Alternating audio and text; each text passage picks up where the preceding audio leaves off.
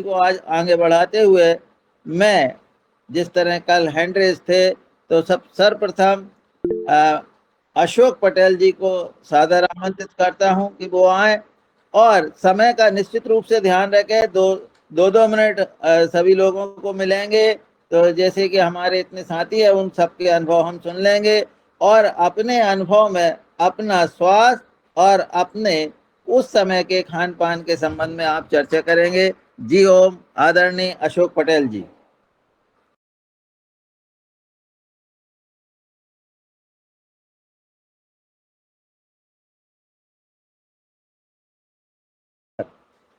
आदरणीय doctor Raut sir.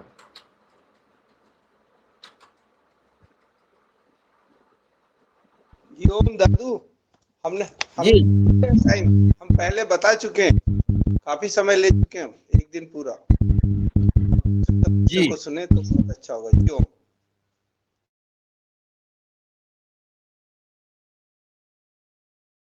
आदरणीय हीरालाल जी का हैंड रेज है, हमारे चमक रहे हैं, आप उन्हें बुलाएं। आदरणीय हीरालाल जी कुशवाहा जी।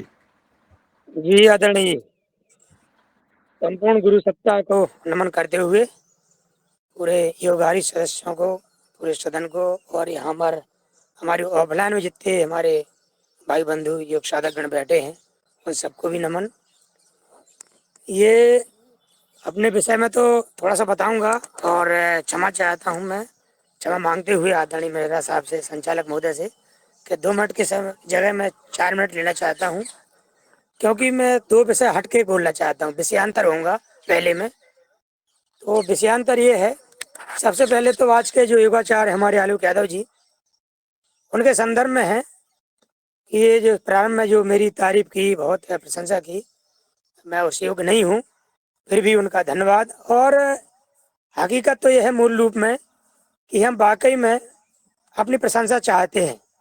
भले ही हम एक कहते रहें कि नहीं, हम प्रशंसा नहीं चाहिए, प्रशंसा मत करो, हमारी इस लायक नहीं है। हकीकत ये है कि हम अपनी तारीफ करवाना चाहते हैं और ये मानवीय स्वभाव है, ये हमारे आपके बस की बात नहीं है। ये जो ज्ञानेंद्रिय कर्मेंद्रियों वाली व्यवस्था है उसके तहत है, ये होना भी चाहिए। और उसी की वजह से हम कुछ अच्छे कार्य कर भी पाते हैं कि लोग हमको अच्छा कहें, हमारी प्रशंसा करें, तारीफ करें, तभी हम अच्छे काम कर पाते हैं। ये ईश्वरीय व्यवस्था है, ईश्वर ने हमको ये दे रखी है। और इनकी जो व्यवस्था है, इनके अंदर वाक्पटुता भी हमने देखी आज कि किस ढंग से दूसरे को सहयोग लेके, सहारा लेके अपनी बात को रखना, प्रस्तुत करना, तो एक और दक्षता इनके अंदर आई है। और मैं बताना चाहूँगा कि ये जो बार बार गुरु जी कहते हैं या वो वाली बात, ये प्रमाणित भी हुआ है। अभी 6 तारीख को मैं यहीं मंदिर पे कारवश गिर गया था, चोटिल हुआ, काफी कष्ट हो रहा था। ये तत्काल मुझे अस्पताल लेके गए, वहाँ जितनी जल्दी व्यवस्था हो सकती वो कराई और मुझे प्राइवेट डॉक्टर के पास ले गए। डॉक्टर के पास इतनी तारीफ की इन्होंने मेरी, इतना महिमा मंडन किया कि डॉक्टर प्रभावित हुए, तत्काल आए वो स्पेशली मेरे लिए। वो प्राथमिकता पे आधार मुझे देखा और इतना ही नहीं, उन्होंने खुद मेरा प्लास्टर बांधा। एक माने हुए फ्रैक्चर हॉस्पिटल के माने हुए डॉक्टर धमनिया जी हैं, जिले में लोग जानते हैं, खुद ये बांधा प्लास्टर। और उन्होंने ये भी कहा कि सर के एक काम करना, जो 300 रुपये जमा किए फीस के, 100 रुपये वापस करना। तो ये होता है हमारे एक दूसरे की प्रशंसा करने से, तारीफ करने से, तो कहीं ना कहीं हम महिमा मंडित होते हैं, तो वो भी कोई बुरा नहीं है, उसके लाभ होते हैं अपने आप में। और ये इन्होंने प्रमाणित किया है अपनी गुरुनिष्ठा को। और किसी ने कहा भी है कि रहमी जी ने कि रहमन विपदा हो भली जो थोड़े दिन होए, हित पर हित या जगत में जान पर है सबको। तो उस समय ये चीजें प्रमाणित होती है। ये जो योग के लिए इनका लगाव है, समर्पण है, वो परम पूज्य योग ऋषि स्वामी जी महाराज के लिए उनकी गुरुनिष्ठा है। और हमारे लिए जो उन्होंने काम किया है वो हमारे प्रति गुरुनिष्ठा है। तो उनको हम बहुत बहुत आभार प्रकट करते हैं, धन्यवाद देते हैं। इसके साथ ही मैं, यद्यपि एक बार एक ऐसा हुआ था अपने स्वास्थ्य के बारे में, तो मैंने पर्याप्त समय लिया था, बता भी दिया था, लेकिन ये रिवीजन होते रहने चाहिए। शायद 4-6 महीने पहले हुआ होगा। कोई नए साधक जुड़ते हैं, संक्षेप में बताऊंगा। और मैं ऐसा मानता हूं कि इतने जो योग से जुड़े हैं या आगे योग टीचर बने हैं और योग में प्रसिद्धि पाई है, उनमें से 90% लोग बीमारी रहे हैं बड़ी बड़ी गंभीर बीमारियों से। उसके बाद फिर उन्होंने अपने आप को ठीक किया और फिर आगे वो और उनको उपलब्धियां होती गई। ये बोनस में मिल रहा, हमको जो मिल रहा बोनस है ये। मैं भी बहुत बड़ी बीमारी से ग्रसित था, हेपेटाइटिस बी हुआ था मुझे 98 में, और ईश्वर की कृपा से आप लोगों के आशीर्वाद से बचा। और उसके बाद संकल्प हुआ कि ये जो मेरा जीवन है, अब मैं स्वयं के स्वास्थ्य के लिए और परोपकार के लिए उसमें लगाऊंगा। बस इतनी सी बात मैं संक्षेप में कहूँगा, विस्तार में जाऊँगा तो और अधिक समय लगेगा, पहले समय ले चुका हूँ। आप सभी को ओम प्रणाम।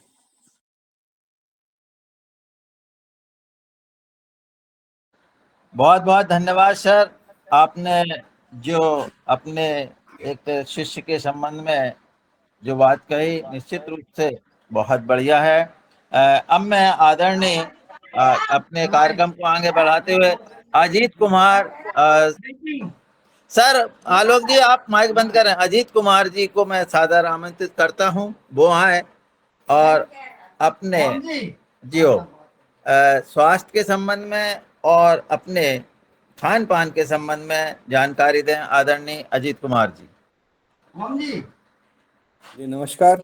सदन को नमस्कार। सभी उपस्थित भाई बहनों को सादर नमन। मैं तो अभी योगाहार के एक विद्यार्थी हूं और मैं आप लोगों से सीख रहा हूं क्या कैसे करना। मेरे पास तो अभी आप लोगों से सिर्फ लेना है, मैं अभी क्या बोलूं इस स्थिति में नहीं हूं। मैं नित्य कुछ न कुछ सीख रहा हूं योगाचार परिवार से, योगाहार परिवार से, योगाहारी लोगों से। और इतना ही कहूंगा कि प्रयास यही रहता है कि विष मुक्त भोजन लें और अपने आसपास जो भी चीज विष मुक्त मिल जाए उसके लिए जो भी कीमत चुकानी पड़ती है मैं चुकाता हूँ। बाकी अपनी दिनचर्या 5:30 बजे उठ करके 9:30 बजे रात को सो जाना और किसानों के साथ बाकी दिन भर उनको कैसे ऑर्गेनिक फार्मिंग करवाना, प्राकृतिक खेती कैसे करवाना। दूसरा, मेरा लड़का जो मस्कुलर डिस्ट्रॉफी से परेशान है, उसको लेकर के भी मैं दिन भर लगा रहता हूं कि कैसे उसको आराम मिले और कैसे इस बीमारी से लड़ा जाए सामाजिक रूप से, क्योंकि ये परेशानियां दिन ब दिन बढ़ते जा रही है। जो बीमारी है उसके स्वरूप बदलते जा रहे हैं और हम लोग इस सब चीजों के ऊपर ध्यान नहीं दे करके समाज कहिए या फिर शिक्षा की नीतियां कहिए या फिर जागरूकता का अभाव कहिए, ये सारी चीजें समाज में बहुत ज्यादा व्याप्त है। नॉर्मल मानव इन सब चीजों से बाहर नहीं निकल पाता है और थोड़ा कठिन होती है जिंदगी जब आप नॉर्मल जीवन नहीं जी रहे होते हैं। तो वैसे तो परेशानियों से भरी है जिंदगी, लेकिन अभी जो चल रहा है उसमें चलते चलते बहुत कुछ सीखना है और आप लोगों से नित्य सीखता हूँ। इतना ही कह करके मैं अपनी वाणी को विराम करता हूँ। धन्यवाद, आभार, जय श्री राम। जी ओम सर, आपने अपने संबंध में और जो आप अपने सामाजिक दायित्व को निर्वाह कर रहे हैं उस संबंध में आपने जानकारी दी, और जो रोग के संबंध में जो आप काम कर रहे हैं, निश्चित रूप से लोगों को उससे आपके अनुभवों से फायदा होगा और किसानों के बीच जो जैविक का काम कर रहे हैं उससे फायदा होगा। अब मैं आदरणीय अनिल राय जी को सादर आमंत्रित करता हूं, वे आए और अपने जीवन के संबंध में बताएं। आदरणीय अनिल राय जी। जी ओम, सदन को प्रणाम। मैं 2019 में रिटायर होने के पहले से ही थोड़ा रोग ग्रसित था, जैसे हमको शुगर था। मेरा ट्रांसफर बकलो हो गया था वो पहाड़ी में, तो वहाँ से चलते हमको लगता है कि किसी टेंशन से हो गया था। तभी हम ये यूट्यूब पर देखते रहे और विश्वरूप राय चौधरी से प्रभावित हुए और इनके द्वारा बताए हुए डाइट को फॉलो किया, जो आज तक मैं करता हूँ। और मैं सुबह 4 बजे उठ करके स्नान ध्यान करके ध्यान करते हैं, पूजा करते हैं। इसके बाद आप लोगों के साथ जैसे कुछ आसन प्राणायाम करके फिर साथ में लगे रहते हैं और 10 बजे के लगभग वही फल का नाश्ता, और फिर मैं अपने खेत में चला जाता हूँ। वहाँ कुछ न कुछ इधर उधर जो भी हमारे काम करने वाले लोग हैं उनके साथ या अपने लग के करता रहता हूँ। फिर 10 बजे के लगभग नाश्ता करने के बाद फिर मैं 12 साढ़े 12 बजे भोजन करता हूँ। भोजन के पहले मैं सलाद खाता था, लेकिन इधर इतना आप लोगों के द्वारा जो सुना कि ये सब चीज़ें इतनी विषाक्त हो गई हैं, तो हम कहे कि इसको खाने से तो कोई फ़ायदा है नहीं। इसलिए इस समय मैं सलाद नहीं खाता हूँ, क्योंकि वह इतना प्रदूषित है कि वो खाने का मन नहीं करता है। मैं केवल चावल, दाल, रोटी, सब्ज़ी यही जो कि मेरे खेत में होता है। सब्ज़ी तो क्या, अब सब्ज़ी तो थोड़ा-मोड़ा इधर-उधर से लाना ही पड़ता है, लेकिन बाकी चीज़ें मैं शुद्ध जहर मुक्त ही खाना पसंद करता हूँ। फिर शाम को मैं थोड़ा-मोड़ा नाश्ता लेता हूँ और शाम के समय 7 बजे से पहले, साढ़े 6 बजे 7 के बीच मैं खाना खा लेता हूँ और फिर उसके बाद 1-2 घंटे के बाद 9 साढ़े 9 बजे मैं सो जाता हूँ। जी, मेरी यही है और इस समय मुझको लगता है कि मेरे अंदर शुगर की उतना प्रकोप नहीं है और न ही मुझे बीपी है। इस समय मेरा स्वास्थ्य अच्छा चल रहा है, इसलिए मैं और आप लोगों का इसमें सहयोग है, जिससे कि मैं रोज़ समझते करते रहता हूँ, जिससे मैं चाहता हूँ कि कितनी जल्दी, क्योंकि ये जो है जितना जल्दी से जल्दी हो, इन सभी विधाओं को सीख कर मैं सकुशल खूब अच्छे से कुशल किसान बन करके अपनी खेत में पैदा करें और सभी को मेरी इच्छा रहती है कि मैं ही क्यों, सब लोग इसका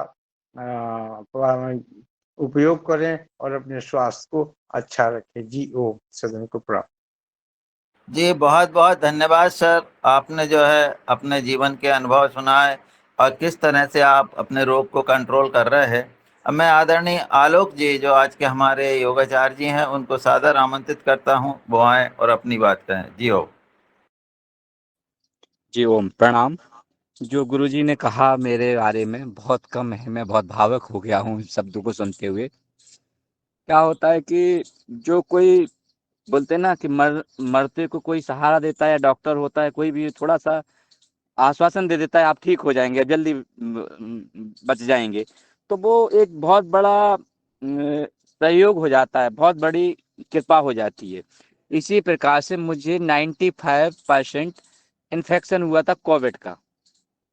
जो मेरे साथ वाले कोई नहीं बचा। मेरे साथ जितने थे, जो हॉस्पिटल में थे या जिनको कोविड हुआ था, वो कोई नहीं है। मैं सिम अकेला ही हूँ अपने में जो टीम में था। क्योंकि मैं एमपीवी में कार्य करता हूँ, एमपीवी का 24 घंटे उस समय की आवश्यकताएँ थीं। कोई छुट्टी नहीं, कुछ नहीं, आपको काम करना ही पड़ेगा क्योंकि सप्लाई बाधित नहीं होना चाहिए। तो इसी दौरान में जब कोविड हो गया, चलता रहा अधिकारी लोग बताते रहे यार दवाई खाओ ठीक हो जाओगे, लेकिन काम तो करना पड़ेगा, काम तो करना पड़ेगा, तो मैं करता रहा। जब बिल्कुल लस्त हो ही गया, मैं उठ ही नहीं पाया, तब मैंने बताया सर मैं उठ नहीं पा रहा हूँ। तो बोले हॉस्पिटलाइज़ हो जाइए। हॉस्पिटल में गए तो बोले यार आपको ज़्यादा हो गया, 95 हो गया, बचेंगे नहीं। ये कृपा रही कि मुझे ऐसा समय मिला, ऐसे लोग मिले, उन लोगों ने मेरी मदद की। डॉक्टरों ने स्पेशली मुझे अपने घर रखा, ऐसा कभी होता नहीं है। तो मैं ये गुरु कृपा ही मानता हूँ कि डॉक्टर क्यों रखेगा अपने घर में कि भाई मेरे घर रहिए, मैं आपका इलाज करूँगा, मैं अपनी फैमिली के साथ रखूँगा। तो ऐसी सारी कुछ परिस्थितियाँ बनी, उन्होंने मुझे अपने घर में रखा, मेरा इलाज किया, मुझे वापस मैं आज आपके सामने हूँ। और ये बहुत सारी छोटी चीज़ें हैं कि गुरुजी जी ने जो कहा ये बहुत छोटी है। एक गाना याद आता है मुझे, इस दुनिया में कितने गम हैं, जब दूसरों का देखा तो अपना कितना कम है। तो ये परिस्थितियों को देखते हुए मुझे बहुत भावुक हो जाता हूँ उस समय जब कोई ये कहता है कि आपने कुछ अच्छा किया। मैंने क्या अच्छा किया? ज़िंदगी लौट के मिली, दोबारा मिली, क्योंकि मेरे साथ वाले जो नहीं रहे हैं, मैं उनके घर की परिस्थितियाँ देखता हूँ।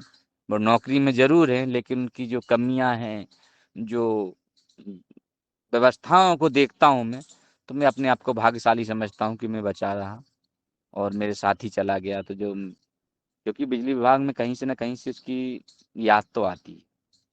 लोग बाग ज़रूर बोलते हैं कि उसके जाने के बाद कोई फ़र्क नहीं पड़ता, फ़र्क पड़ता है।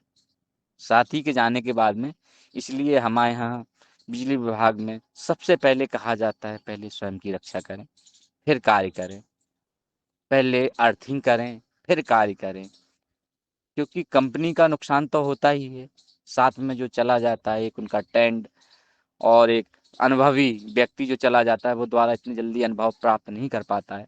और बिजली एक कभी किसी को माफ़ नहीं करती, गलतियाँ दोबारा रीटेक मौका नहीं देती। ये कोई फ़िल्म का शूट नहीं है कि दोबारा कर लीजिए, कोई दोबारा नहीं होता है। एक ही बार आपने गलती की, अब खत्म। ये सारी चीज़ें जो लोग मेरे साथी कोविड में चले गए हैं या किसी गलती से चले गए, अपंग हो गए, कुछ हो गए हैं, तो मेरे को उनका दुःख तो होता है।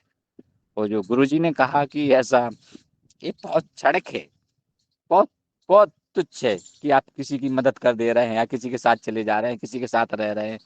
क्योंकि आप जो दे रहे हैं, प्रशंसा सबको ही सुनता है, सब प्रशंसा के लिए ही बड़े-बड़े कार्य कर रहे हैं, बड़े-बड़ी चीज़ों के लिए लगे रहते हैं। लेकिन क्या है कि प्रशंसा उन्हीं की होती है जिसमें कुछ ख़ास होता है। ऐसे हर कोई की प्रशंसा करने के लिए कोई आगे नहीं आता है। कोई कैसे आएगा? बड़े-बड़े काम करने, बड़े-बड़े संत महात्मा चले, उनके बाद में भी 2 शब्द बोलने के लिए आज आदमी को सोचना पड़ता है। इसी के लिए मैं अपनी वाणी को विराम देता हूँ। सादर प्रणाम एवं सदन को भी बहुत-बहुत धन्यवाद, प्रणाम। जी ओम भैया, आपने अपने वो विकट परिस्थिति बताई है जिसमें हजारों लोगों ने अपने परिवार के लोगों को खोया है। निश्चित रूप से आप पर ईश्वर की कृपा रहे, गुरु की कृपा रहे, आपके साथियों की कृपा रहे। अब मैं आदरणीय अशोक पटेल जी को सादर आमंत्रित करता हूँ, वो आए। जी ओम। जी ओम। धन्यवाद आदरणीय गुरु जी कि आपने मुझे बोलने का मौका दिया। ये जो सत्र चल रहा है, इसमें ये बताना आपने को आपके जीवन में आपको योग और खान पान से आपके जीवन में क्या प्रभाव पड़ा है। बाकी कल जो जीवन परिचय हो रहा था, काफी देर तक लोग अपना जीवन परिचय दे रहे थे, मैं भी थोड़ा सा दे देता हूँ। मेरी जो शिक्षा दीक्षा है, मैंने एलएलबी करी। LLB first division Hoshangabad Narmadapuram से मेरे को पहला इनाम मिला। एलएलएम भोपाल से किया मैंने, 2 साल प्रैक्टिस भी करी वहाँ जाके। फिर इसके बाद में मेरा कुछ समझ में नहीं आया, फिर मैं गांव पे आ गया। गांव पे आके घर की जो खेती बाड़ी थी वो खेती बाड़ी करी, वेयर हाउसों का निर्माण करवाया, 4-5 वेयर हाउस वगैरह, खेती बाड़ी बढ़िया व्यवस्थित सब काम। ईश्वर की दया से भरा पूरा अच्छा परिवार, अच्छी जगह ससुराल। इस भगवान की दया से कोई चीज की कोई कमी नहीं। माता पिता सब भरा पूरा, सब परिवार, लड़का सब अच्छे हैं। और योग आसन प्राणायाम तो क्या, खेल कूद का मेरे को बचपन में भी शौक था। मैं जब 12th पढ़ता था, जब कबड्डी खेलता था, कबड्डी के बाद में कराटे भी खेलता था वहाँ। फिर इसके बाद में जब मैं भोपाल गया तो वहाँ पे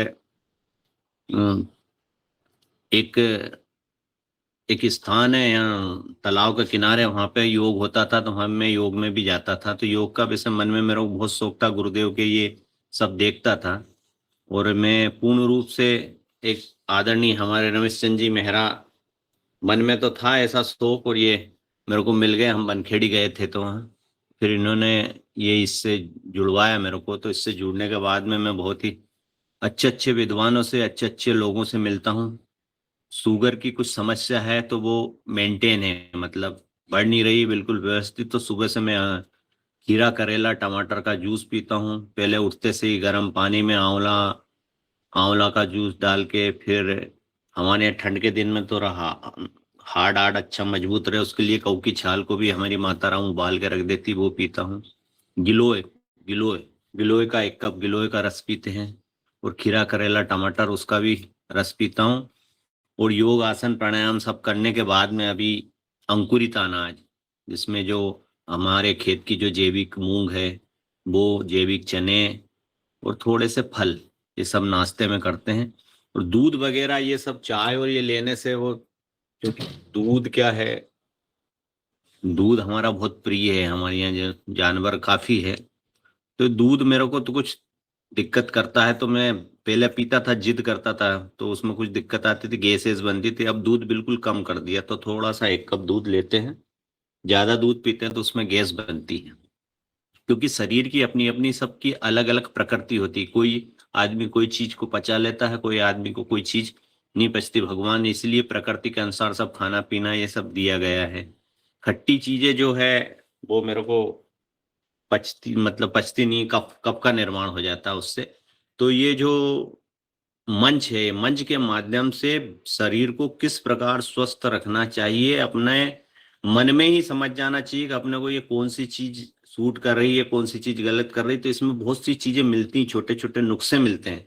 जैसे एसिड अगर किसी को, आदमी को शरीर में बनता है बार बार एसिड, तो उसको सौंफ खाना चाहिए। अगर सौंफ खाता है तो उसको एसिड की बीमारी खत्म हो जाती है। तो मैं हरिद्वार भी गया, वहां भी 1 हफ्ते तक रह के आया। वहां भी ये सटकर्म, बाकी ये सब जो क्रियाएं, क्योंकि मन में इन चीजों का मुझे शौक है। इसीलिए कहते हैं पहला पहला सुख निरोगी काया, दूजा सुख घर में। सबसे पहले ही मेन चीज ही निरोगी काया है। और मैं जो रोज सुबह से इस माध्यम से करता हूँ तो पूर्ण रूप से अच्छा महसूस करता हूँ, स्वस्थ रहता हूँ। बाकी अपने सब कार्य करता हूँ, गौ माता की सेवा भी करता हूँ, गौ माता है। इसके बाद मैं समाज में भी सेवा करता हूँ, यहाँ गाँव में सब।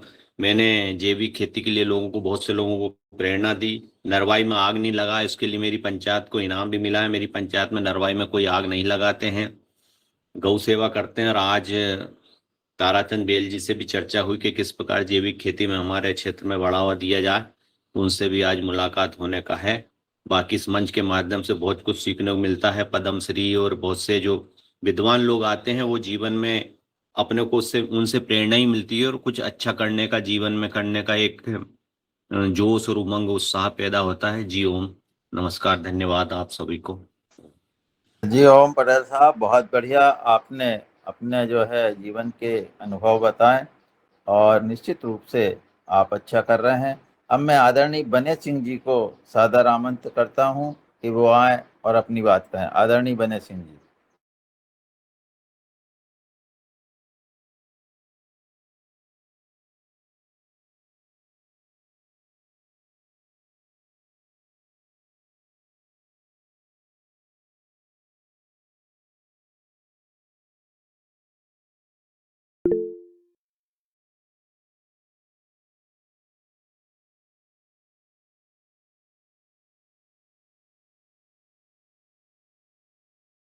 आदरणीय कुशवाहा जी का हैंड रेज है। मैं आपको बहुत कम समय में अपनी बात कहें सर। जी हो। जी धन्यवाद सर, मेहरा साहब, दोबारा समय देने के लिए। यद्यपि आप अल्फाबेटिकल सबको बुला रहे हैं, अच्छी बात है। ये अभी जो अजीत कुमार सिन्हा सर बता रहे थे, उनके बारे में 2 मिनट लूंगा मैं।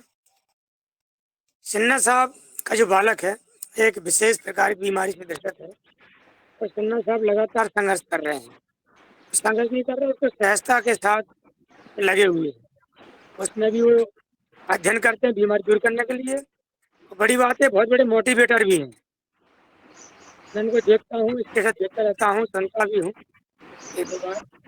तो ये बहुत बड़ी बात है कि ईश्वरीय व्यवस्था को स्वीकार करते हुए उस पर अपने कार्य में लगे रहना, इसलिए उनको बहुत बहुत नमन, यही मुझे कहना था। विषयांतर हुआ हूँ। ओम प्रणाम। जी धन्यवाद सर, आपने किसी चीज को ध्यान दिया और उस पर अपनी प्रतिक्रिया दी, आपको नमन।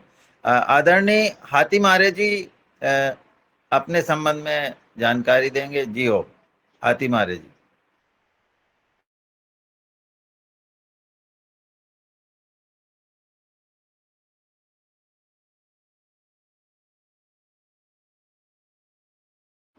नहीं है तो गजानंद हातिम आर्य जी। आदरणीय गणपत लाल जी। जी ओम प्रणाम।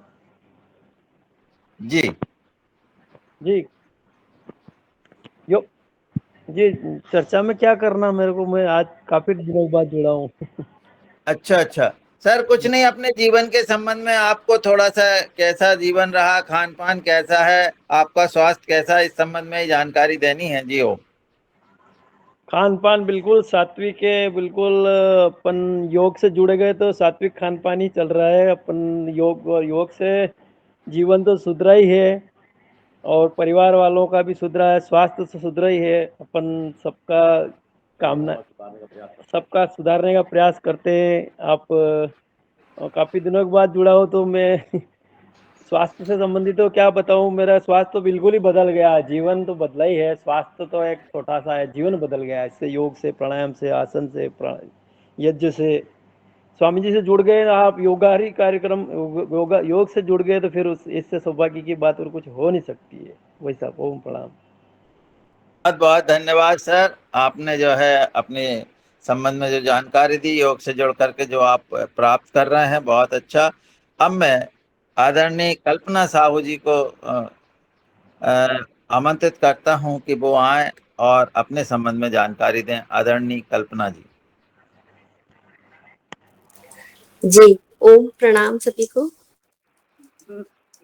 मेरा जीवन तो योग से बदला है और योगाहार से जुड़ने के बाद तो बहुत विशेष रूप से फायदा हुआ है मुझे। और मेरा रूटीन भी पहले से बहुत बेहतर हो गया है, व्यवस्थित हो गया है। सुबह 4:30-5 बजे उठती हूँ। उठकर 2 गिलास पानी पीने के बाद, योग प्राणायाम करने के बाद बादाम, मुनक्का ये सब नाश्ता, दूध पीती हूँ। इसके बाद में लंच दोपहर में 11-12 बजे खाना, दाल चावल रोटी सब्जी। और फिर शाम के समय चाय वाय तो मैं कुछ पीती नहीं हूँ, बस डायरेक्ट रात का खाना, फिर सब्जी रोटी। और मेरा एक रूटीन है, नहाने के बाद ईश्वर का ध्यान करना, मंदिर जाना, जल चढ़ाना। थोड़ा सा ध्यान में बहुत अच्छा रहता है, उसके लिए, एकाग्रता बढ़ाने के लिए। और रात को सोने से पहले भी मैं ध्यान कर लेती हूँ थोड़ा सा। तो मुझे बहुत ज़्यादा स्वास्थ्य लाभ मिला है और जीवन में परिवर्तन हुआ है बहुत ज़्यादा। बस यही कहना चाहूँगी। धन्यवाद। जी बहुत बहुत धन्यवाद, आपने अपने पूरे दिनचर्या के संबंध में हमें जानकारी दी। आप ध्यान पे ध्यान देती हैं, ये भी बहुत बड़ी बात है। आदरणीय कृष्ण कुमार जी।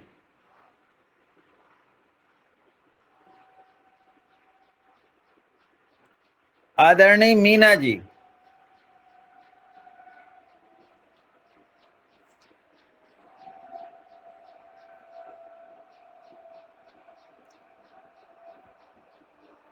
नारायण मीना जी। आदरणीय ओमकार नाथ जी।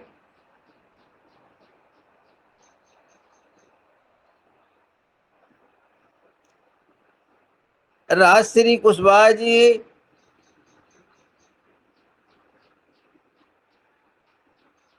आदरणीय राज बहादुर पाल जी।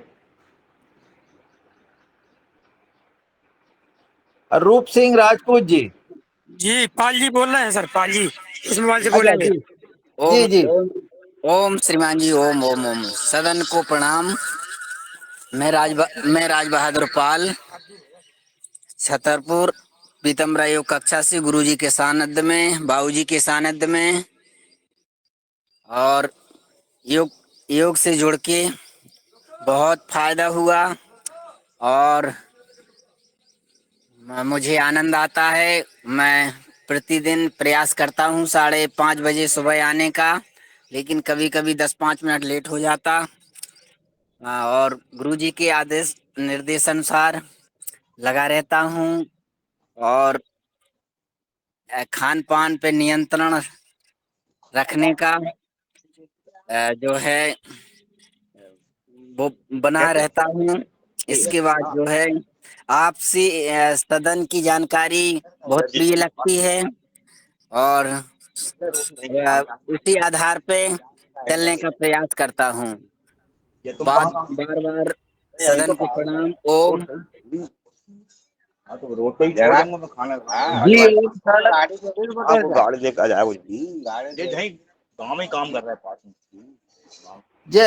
मीना जी आपका मोबाइल बंद करिए, और यदि आपको समय है तो आप जुड़ जाइए और अपने संबंध में बताइए आदरणीय मीना जी। अरे रहने मत खोले, चढ़ जाएगा। खोल दो, हम कहा दो ढक्कन तो खोलना हो। आदरणीय रूप सिंह जी ओम, सदन को प्रणाम। जी मैं बोलो, जी बोलिए बोलिए। जी ओम, सदन को प्रणाम। मैं रूप सिंह राजपूत, ग्राम रोहना, जिला नवदेपुरम से किसान हूँ, और मैं 5 एकड़ भूमि है मेरे पास में, कृषि भूमि, जिसमें मैं अपना खेती में अपना स्वयं का बीज, स्वयं का खाद और स्वयं का कीट नियंत्रण ये खेत पे ही तैयार करता हूँ। और इस विधि से मैं वर्षों से इस मुहिम में लगा हूँ, इस तरीके से खेती कर रहा हूँ। और जीवन का उद्देश्य यह है कि स्वयं स्वस्थ रहें, परिवार स्वस्थ रहे और देश दुनिया स्वस्थ रहे, मतलब। और जो मेरे खेतों से जो उत्पादन होता है वो बहुत ही गुणवत्ता युक्त उत्पादन होता है, और जिसे काफी लोग पसंद कर रहे हैं मेरे उत्पादन को। रही दिन की दिनचर्या की बात, तो हम सवेरे 5:30 बजे से पहले बिस्तर से उठकर दिनचर्या से कंप्लीट हो जाते हैं, और हम 5:30 बजे प्रतिदिन नित्य इस योग आहार कार्यक्रम से जुड़ते हैं, योग करते हैं, चर्चाएं सुनते हैं, करते हैं। और मेरा 5 सदस्य का परिवार है, इस समय पूर्ण रूप से स्वस्थ है। ना किसी एक पैसे की का मेडिकल खर्च है साल भर में, ना ही किसी प्रकार की शारीरिक समस्या है। मैंने जी ओम भैया, बहुत बढ़िया रूप सिंह जी, आपने जो जानकारी दी, निश्चित रूप से हम आपको जानते हैं और आपके परिवार को भी जानते हैं, और जो खान पान आप अपने खेत में शुद्ध पैदा कर रहे हैं, उसका परिवार में उपयोग कर रहे हैं, उससे सब स्वस्थ हैं, ये बहुत बड़ी बात है जी। मैं जी जी बोल। मेरे जीवन में कुछ मैंने अपनाया है, और वो भी चरितार्थ हुआ है कि बच्चे 2, गाय 4 और वृक्ष 1000। अगर ऐसा प्रत्येक आदमी अपने जीवन में अपनाए तो संतुलित व्यवस्था रहेगी पर्यावरण की, जीवन की, सारी चीजों की। जी ओम। बहुत सुंदर, बहुत सुंदर। आपने जो बाद में कहा कि बच्चे 2 वृक्ष 1000, ये बहुत आज के पर्यावरण के लिए बहुत जरूरी है जी। जी ओम। और अब मैं आदरणीय हमारे सिंह गौरिया जी को सादर आमंत्रित करता हूं। आप अपना माइक बंद कर लें रूप सिंह जी। आदरणीय सिंह गौरिया जी। जी, सदन को सादर नमन। जहाँ तक मेरी दिनचर्या का सवाल है कि मेरी जो है पढ़ाई जो है 8वीं क्लास के बाद बाहर ही हुई है, तो और पीजी तक जो पढ़ाई मेरी बाहर ही हुई है, तो बाहर रहकर मैंने अपना स्वयं खाना, मतलब भोजन अपना हाथ से ही निर्मित किया है। तो फिर और आज से मेरी दिनचर्या जो है रूप लगभग सिंह जी माइक बंद करो, रूप सिंह जी माइक बंद करो। जी ओम। जी, जहाँ तक दिनचर्या का सवाल है, मेरी जो है सुबह उठने की आदत शुरू से ही लगभग 4:30-5 बजे की रही है, और दैनिक दिनचर्या 5 बजे से उठ के जो है अपना नित्य कर्म करना रहा। और इसके बाद स्कूल जाना, और शाम को आके फिर जो है अपना शाम को भी आदत रही है कि घूमने जाने की। इसके बाद शाम का भोजन स्वयं बनाना, और फिर इसके बाद क्योंकि परिवार संयुक्त रहा, बाहर रहा मैं, तो खेती किसानी संबंधित कोई जिम्मेदारी रही नहीं। इसके बाद में अपना विभिन्न एनजीओ के माध्यम से बाहर मतलब गतिविधियाँ रही हैं, तो पारिवारिक जिम्मेदारी नहीं होने के कारण तो उस समय जरूर मेरी जो है दिनचर्या अस्त व्यस्त रही है। लेकिन जब अपना मैंने नौकरी चालू की तो उस समय लगभग 5 बजे हम उठ जाते थे और लगभग 6 बजे हम जो है फील्ड के लिए निकल जाते थे। तो उस समय हम जो है अपनी जो है दिनचर्या भोजन की जो है वो अनियमित रही है। कभी 10 बजे भोजन वगैरह हमारे टिफिन लेके जाते थे, कभी 2 भी बज जाते थे और लगभग शाम को जब हम वापस आते थे लगभग 7 से 8 के बीच में, तो उस समय हमारा भोजन होता था। तो वो दिनचर्या अस्त व्यस्त रही। फिर जब दूसरी जगह जॉब किया तो वहाँ जरूर हमारा एक निश्चित होगा कि 9 बजे हमारा भोजन हो जाता था और टिफिन लेके फील्ड में जाते थे, वो अनियमित रहा था। लेकिन शाम का फिर हमारा जो है 6 बजे ऑफिस आ जाते थे और 7 से 8 के बीच हमारा भोजन होता था।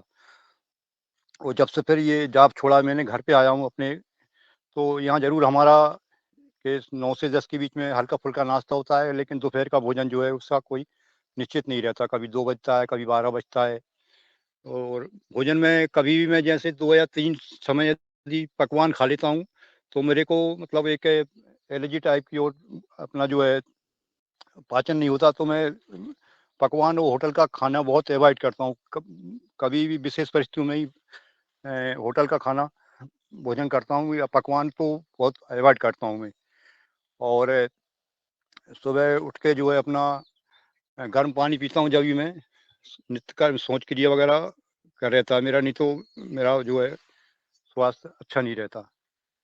और इसके बाद अब खेती किसानी के काम चालू हो जाते हैं। सुबह 5 बजे उठ के अभी मेरा रहता है कि 5 के आसपास उठ ही जाता हूँ और अपना थोड़ा बहुत योग तो कम ही करता हूँ, मुश्किल से आधा घंटे ही मैं योग वगैरह करता हूँ।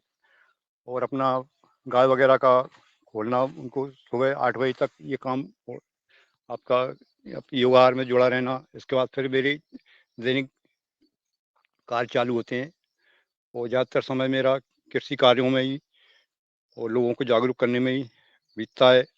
लोगों को मीडिया के माध्यम से भी इधर-उधर की जानकारी लेके इधर देना लेना ये चलता रहता है। और अब मैं लगभग जो है अभी 10 एकड़ में अपना जैविक करता हूँ और बाकी जो है जो ज़मीन इधर-उधर टुकड़ों में है 10-12 एकड़, तो उसको वो वहाँ ज़रूर मेरा केमिकल का रहता है, क्योंकि वो कभी क्वालीबटाई पे दे देता हूँ, उसमें जो है दिक्कत आती है आने-जाने में। और अपने खेत में कभी मैं बहुत विशेष परिस्थितियों में ही वाहन से आना-जाना करता हूँ, क्योंकि किलोमीटर पड़ता है खेत, तो मैं सीधा जो है पैदल ही जाना 2 या 3 बार भी आना-जाना है तो सिर्फ पैदल ही खेत पे आना-जाना करता हूँ। और मुख्य मार्ग जो है हमारा 2 किलोमीटर है गाँव से, तो मैं बहुत कम वाहन का उपयोग करता हूँ। वहाँ भी मैं जाऊँगा तो मुश्किल से 2 किलोमीटर में जाने में मेरे को 10-12 मिनट लगता है और मैं जो है पैदल ही अपना जो है ज़्यादातर समय जी करता हूँ और वाहनों का बहुत कम उपयोग करता हूँ। वाहन होते हुए भी मैं कोशिश करता हूँ कि मैं बस से आना-जाना, सार्वजनिक वाहन से आने-जाने का करता हूँ। जी, जी, ओम भैया, बहुत सुंदर आपने अपने संबंध में जानकारी दी और आपका जो वाहन छोड़ने का जो बात है, ये बहुत अच्छी बात है। जी ओम, अब मैं आदरणीय जो है आप सुरेंद्र बामलिया जी को बुलाता हूँ, वो आए और अपनी बात कहें। आदरणीय सुरेंद्र। आदरणीय, हाँ जी, जी बोलें। प्रणाम सभी को। मैं सुरेंद्र बामलिया, नर्मदापुरम के पास गांव है पलासी, वहां से हूँ। हेलो जी बोलो बोलो, आवाज आ आ रही रही है। जी हाँ। जी आ रही है आवाज, बोलो। मेरा दिनचर्या सर सुबह 4 बजे रात को उठना, करीब 6 महीने ऐसा हुआ है। पहले तो क्या था कि हम लोग कब महीने में 15 दिन ही योग से जुड़ पाते थे, कर पाते थे। हमारे गुरुजी रमेश चंद्र जी मेहरा जी ने सिखाया है हमको, पहले भी 2014-15 में वो उन्होंने बहुत प्रयास किया योग से जोड़ने के लिए। हमारे गांव में भी शिविर लगाए उन्होंने, बहुत लोगों को इकट्ठा किया सुबह आके 6 बजे। इसके बाद जब से हम प्रेरित हुए उन्होंने उनसे, इसके बाद योग से लगातार जुड़े रहे। पिछले 5-6 महीने से हम लोग इससे जुड़े हैं लगातार। इसके बाद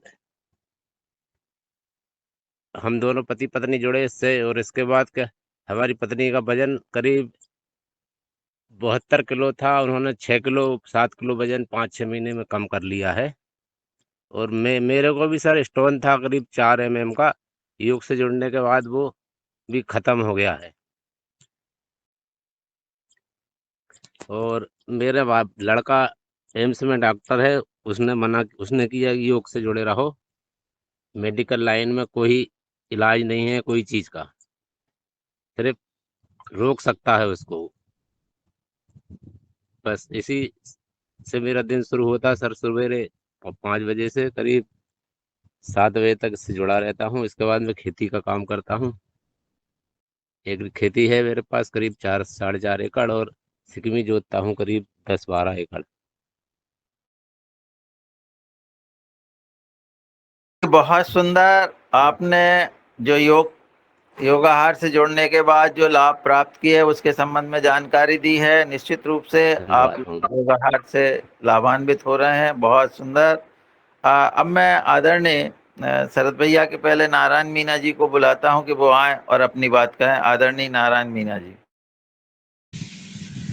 जी ओम, सदन को प्रणाम। महाराज मैं क्षमा चाहता हूँ, मेरी गाय बीमार थी, लंपी वायरस हो गया था, तो मैं योग तो पूरा किया मैंने इस सत्र में, मगर योग के बाद मैं उठ गया था और उसको संभालने में लग गया, तो मैं पूरी चर्चा नहीं सुन पाया आपकी। अपने उसमें बताना है मेरे लिए, तो मैं अभी जुड़ा हूँ।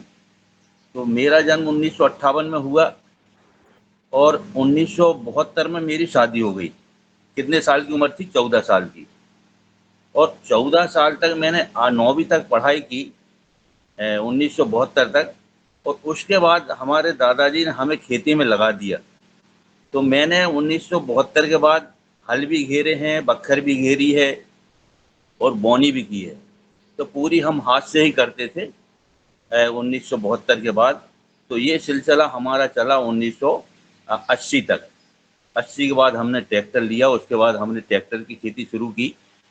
और 80 के बाद सन 83 में क्या हुआ, तिलन संघ खुला यहाँ पर पूरे अपने ज़िले में, पूरे मध्य प्रदेश में। तो मैं तिलन संघ में अध्यक्ष के पद पे था। उसके बाद मैंने सेक्रेटरी का पद संभाला। तो फर्स्ट क्लास हमारी तिलन संघ 1996 तक अच्छी चली, बहुत अच्छी हमारी समिति चली। मेरी समिति के नाम पूरे ज़िले में नंबर 1 पे थी मेरी समिति तिलन संघ की, क्योंकि अच्छा यहाँ पर सोयाबीन की खरीदी होती थी, गुणवत्ता भी अच्छी रहती थी। अन्य समिति की गुणवत्ता इतनी अच्छी नहीं रहती थी। उसके लिए एक बार मुझे प्रोत्साहित भी किया गया था यहाँ पर तिलन संघ द्वारा। यहाँ पर ये धीरे धीरे चलते चलते हम ये चलते रहे। अब 2023 में मेहरा जी के द्वारा मैं आपके इस योगाहार ग्रुप से जुड़ा यहाँ पर।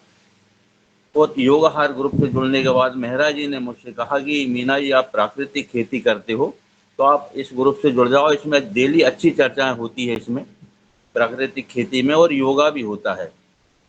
योगा होता था, योगा तरफ मैंने ध्यान नहीं दिया, मगर मुझे शारीरिक तकलीफें बहुत थी पहले से ही। कोलेस्ट्रॉल की परेशानी थी मेरे लिए और सीने में भी परेशानी थी मेरे में। तो मैंने चलो योगाहार देखेंगे, मैंने प्राकृतिक खेती की मैं जुड़ा और प्राकृतिक खेती की चर्चा में डेली उनकी सुनने लगा उसमें। तो मुझे बहुत अच्छा लगा वो चर्चा सुन करके। फिर जो योगा 2 बार मैंने फिर 20-25 दिन बाद योगा क्लास देखी, तो योगा क्लास मुझे बहुत अच्छा लगा। तो मैं फिर उसके दिसंबर 23 के बाद फिर मैं योगा करने लगा आपका।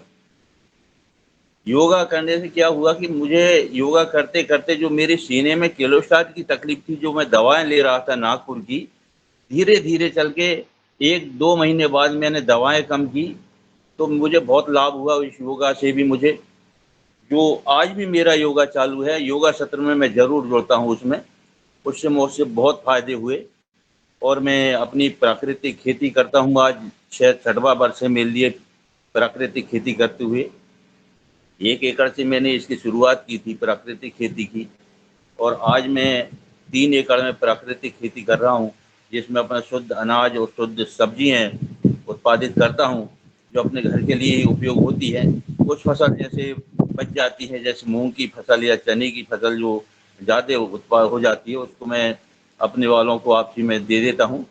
वो भी मेरी पूरी बिक जाती है। मेरे घर पर कुछ भी अनाज, प्राकृतिक अनाज घर पर नहीं बचता है, सभी निकल जाता है।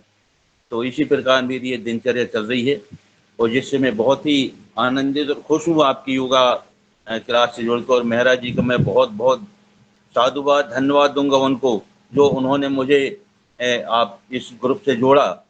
इस बार और एक बार उन्होंने मुझे इसमें बोलने का भी मौका दिया था मेहरा जी ने। मैं उसके लिए भी उनको बहुत बहुत धन्यवाद देता हूँ। जी ओम जी। जी ओम, बहुत सुंदर, आभार सर, आपने जो कहा।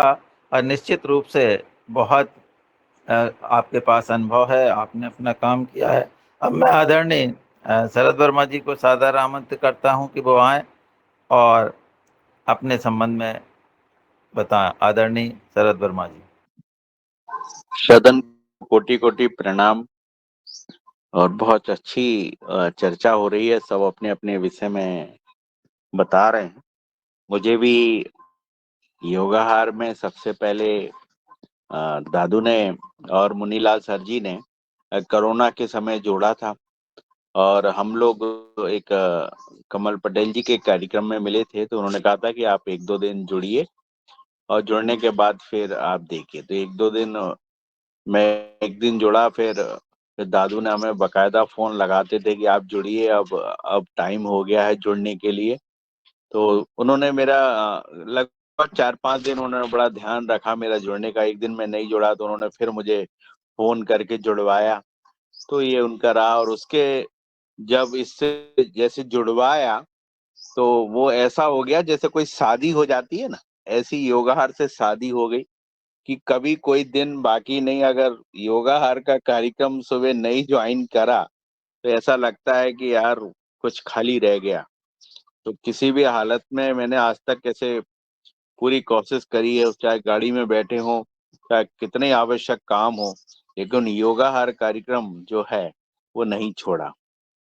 काफी सारे फायदे हुए। जो दुबे सर ने लैब में जोड़ा, पवन सर जो मिसाइल की बात करते हैं वो हमेशा याद रहती है कि कैसे किसी काम को अंजाम तक, किसी काम को मंजिल तक पहुंचाना चाहिए। दिनेश सर की सूझबूझ, सभी लोगों से बहुत, एक रंजना बहन जी ने कितनी अच्छी हिंदी सीखी, और उन्होंने काफी अच्छा जो संचालन वो करती हैं वो भी एक तरीका है, और वो बहुत, उनसे कई चीजें सभी से कुछ ना कुछ सीखने का मौका मिलता है। और बहुत सारे हमारे नर्मदापुरम की टीम है, काफी अच्छी है। सभी लोग अपने अपने क्षेत्र में बहुत अच्छा काम कर रहे हैं, और सभी लोग योगाहार का, हर जगह योगाहार जरूर देखने को मिल जाता है। आम चर्चाएं होती हैं। अभी आत्मा में बात हो रही थी कि भैया जैविक की खेती, तो उन्होंने कहा वो योगाहार वालों को बुला लो। तो इससे लगता है कि हमारी कहीं जिले में भी, शासन में भी कहीं ना कहीं छवि है कि जिस सारे के सारे लोगों को सभी जानते हैं, और पूरा जिले में पूरे फैले हुए हैं।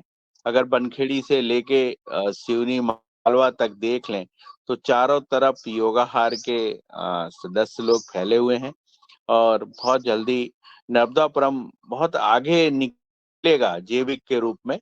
तो ये हम लोगों की योगाहार की यात्रा रही। हमारी यात्रा में तो समय बहुत लंबा चाहिए तो ऐसे बचपन से ही हम लोग खेत में ही हमारा जन्म हुआ, और हमारे पिताजी माताजी के साथ हम लोगों ने, उन्होंने खेती चुना, हमने भी खेती का कार्य ही चुना। बचपन से ही खेती का काम कर रहे हैं, मंडी जाना, सब्जी मंडी आना, हर चीजों में उन्होंने बहुत मतलब सामने रह के सिखाया कि आप ना खुद सीखो। तो हम लोग खुद ही मंडी, जैसे सब्जियां टूटती थी तो मंडी लेके जाते थे, भोपाल जाते थे, लखनऊ मंडी गए, सब मंडियों में सब्जियों को पहुंचाना, वहां के रेट लेने, कौन सी सब्जी क्या जल्दी निकल जाएगी, किस में रेट ज्यादा मिलेगा, उन चीजों पे वॉच करना। ये रहता था मन में कि अगर हम 100 रुपए किलो की सब्जी ला रहे हैं तो हमारी क्यों नहीं निकल सकती 100 रुपए किलो की, हमारी 2 रुपए किलो में क्यों निकलती है। तो वो चीजें हमेशा दिमाग में रहती थी कि ये चीजें हटना चाहिए, और उस चीजों में हम लोग सफल भी हुए। हमें पिताजी ने कभी बहुत वैसे, हमें जब खेलने के लिए छोटे छोटे ट्रैक्टर ही दिए हमें बचपन से, और निदाई के लिए छोटे कुल्पे दिए, तो हम लोगों ने इनसे ही खेल के हम लोग बड़े हुए। इनसे ही हम लोगों ने, जब हमें कुछ खेलना होता था तो हम क्यारियों में छोटे छोटे निदाई यंत्रों से, हाथ वालों से निदाई करते थे।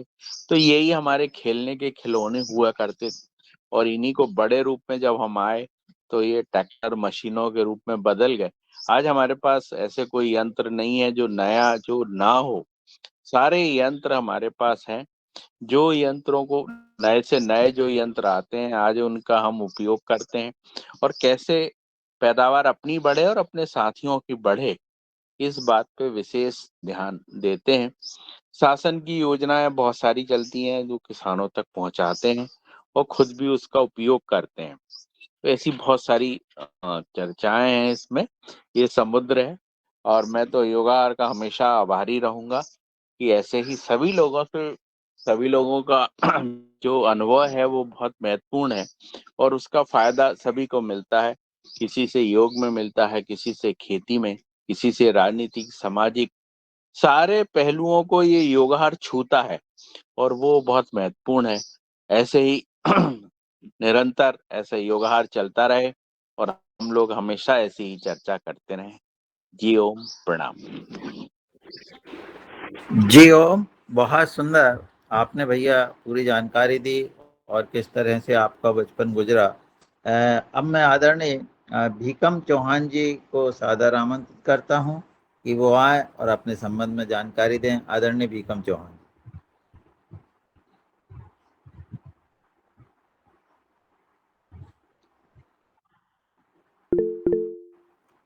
आदरणीय गो विज्ञान। जी नमस्ते, जी नमस्ते। ओम, जी पहले जी बीकम चंद जी का बोलिए। ले लीजिए, उसके बाद में नंबर लेता हूँ। हाँ जी, हाँ आप आ गए तो बीकम जी आप बताएं अपने जी।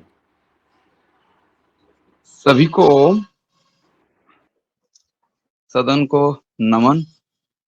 और आज महत्वपूर्ण परिचर्चा में सबको सुना, काफी अनुभव उनके सुनने में आए।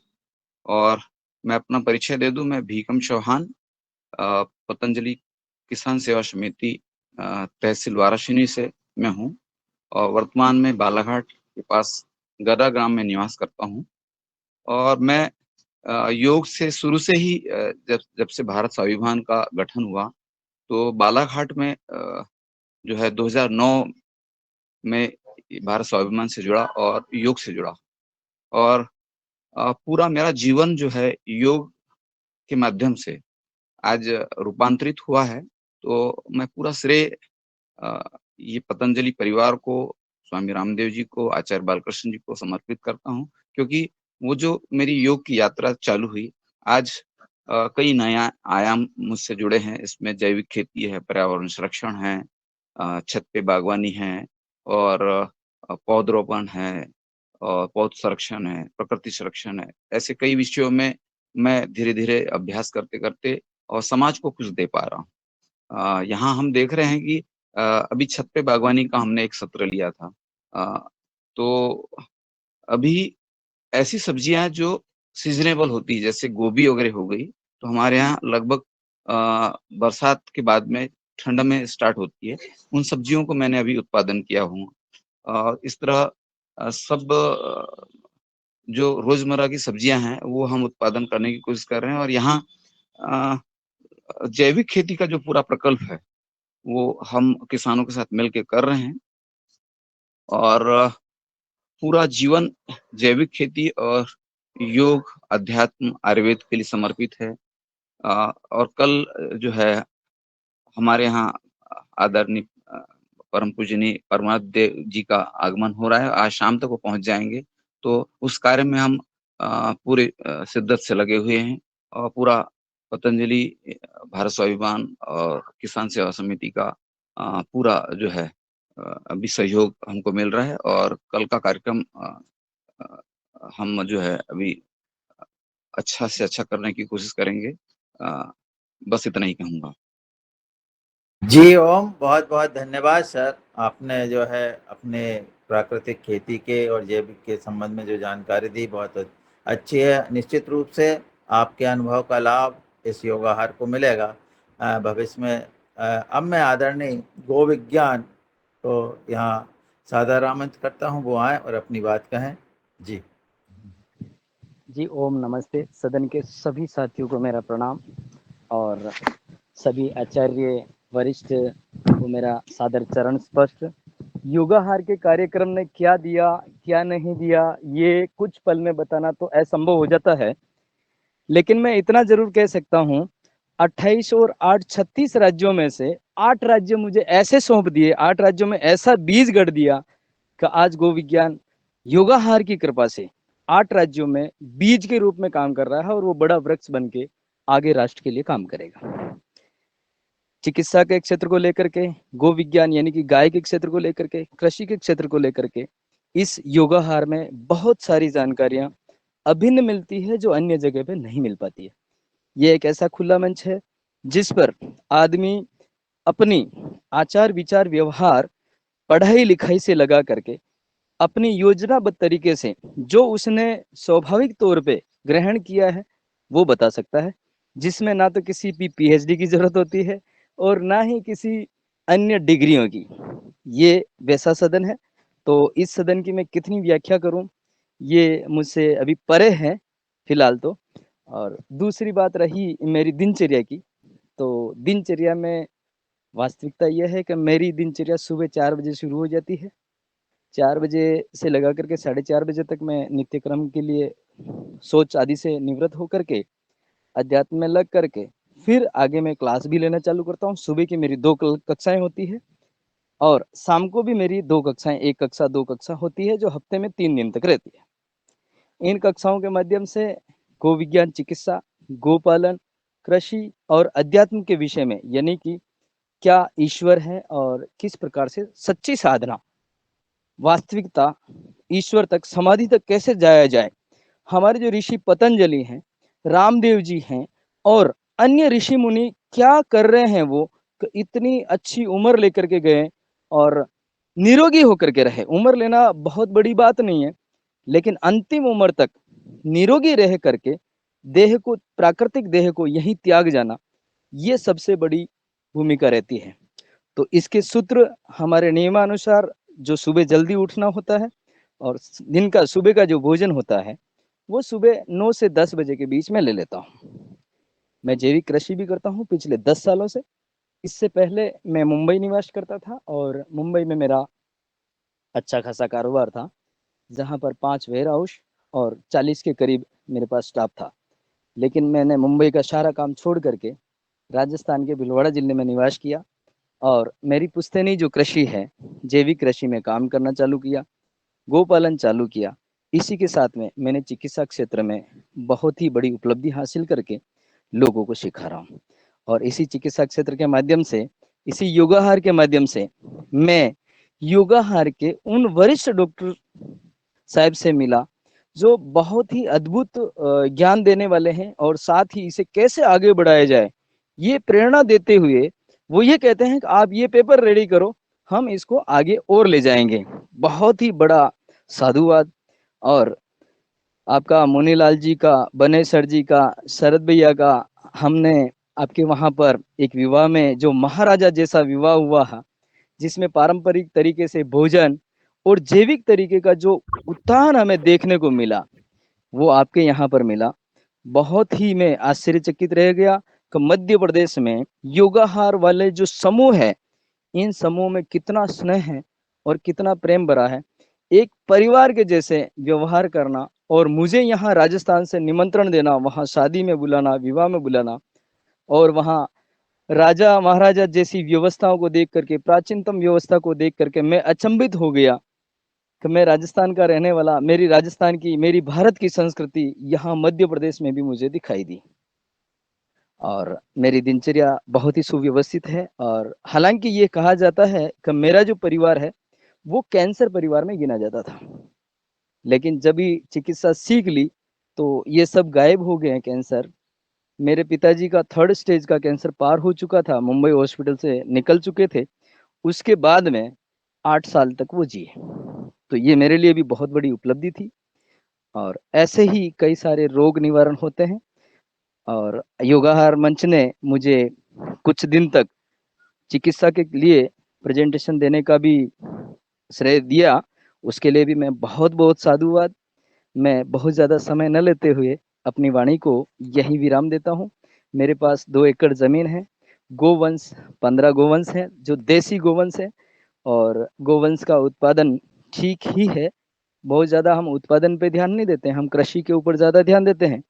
और गोवंश का दूध, दही, घी, छाछ से कैसे हम बीमारियों को निकाल सकें और ऐसी लत लगा देते हैं सामने वाले को 15 दिन, 20 दिन, महीना, 2 महीना दूध दे करके, 2 बार घी दे करके, 2 बार छाछ पिला करके, 5 बार छाछ पिला करके ऐसी लत दिला देते हैं कि या तो वो छाछ, दूध, दही बाहर का छोड़ दे या फिर वो देसी गाय का ही अपनाए, चाहे उसे खरीदना पड़े, चाहे उसे गाय खरीदनी पड़े। इतनी बड़ी चीज़ को लेकर के उसके मन में बिठा देते हैं। कुछ लोग गाय खरीद लेते हैं और कुछ लोग गोपालक से दूध और दही, घी, छाछ खरीद लेते हैं। तो ये हमारे लिए बहुत ही बड़ी उपलब्धि होती है। सदन को प्रणाम। मैं अपनी वाणी को यहीं विराम देना चाहता हूँ। राष्ट्र के लिए, देश के लिए और समाज के लिए हितैषी कार्य में आप मुझे कभी भी आमंत्रित कर सकते हैं। मैं सदा आपका ऋणी रहूँगा। नमस्ते, प्रणाम मुनिवर। जी ओम सर, आपने निश्चित रूप से जो बातें बताई है वो सही है और आप यहाँ आए थे उस समय हम लोग सब साथ रहे हैं आपके और विवाह में आप आदरणीय अशोक पटेल जी ने जो जैविक शादी की थी उसमें आप यहाँ पधारे थे और दूसरे लोगों से भी मिले थे। अब समय हो गया है और 3-4 लोग रह गए हैं। अब देखेंगे बाद में। तो मैं आदरणीय शरद भैया से निवेदन करता हूं कि वो आए और आज के कार्यक्रम का आभार प्रकट कर इसका समापन करें। आदरणीय शरद वर्मा जी। जी बहुत बहुत अच्छा। आज के बहुत ही जानकारी बड़ी महत्वपूर्ण थी और आज की योगशाला बहुत अच्छी रही। और आज जो हम लोगों की चर्चा है वो कुछ लोग रह गए हैं, अभी कुछ बहनें हमारी रह गई हैं तो उन्हें कल लिया जाएगा। और इसी के साथ आज का यहीं पे समापन करते हैं। टाइम हो गया है। कल फिर नए जोश के साथ, नए योग के साथ कल सुबह 5:30 बजे फिर मिलेंगे। जी ओम, प्रणाम। जी ओम। सदन को नमन। बहुत बहुत सुंदर। मैंने